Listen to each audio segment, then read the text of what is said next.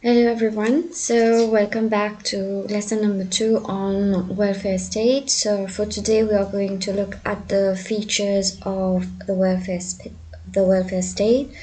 So you are on page 46 in your book. So let's get started. So the features of a welfare state. What are the characteristics of a welfare state? So the first one is that it seeks to remove poverty. So it tries to bridge the gap between the rich and the poor.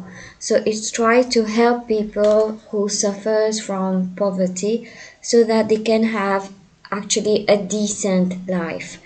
Donc en ce faisant, le welfare state essaie de diminuer le gap qu'il y a entre les riches et les pauvres. Deuxième caractéristique, it gives equal importance to the liberty of the individual and the interest of the society. Donc, à travers le welfare state, on s'assure à ce que l'individu puisse vivre librement et que tout le monde dans la société soit bien. Troisième, it functions through democratic institutions and in a democratic way.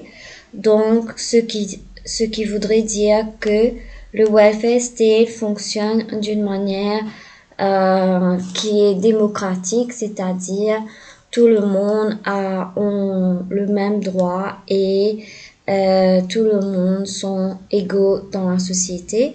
Donc, le welfare state essaye d'aider tout le monde de la même façon, sans discrimination contre certains groupes.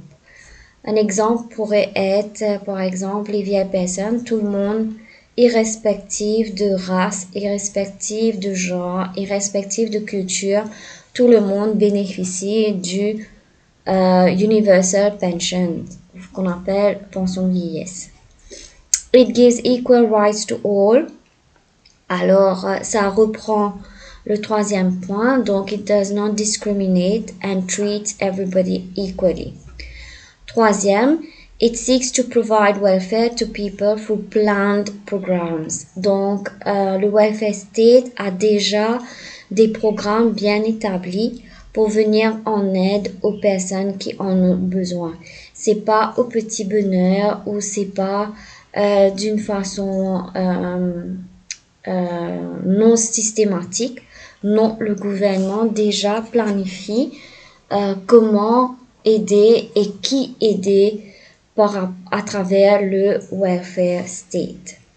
Donc voilà les features of a welfare state. Donc vous travaillerez activité 2.2 et à la reprise des classes en présentiel ou entre amis en ligne, vous pourrez discuter des features why Mauritius is referred to as a welfare state.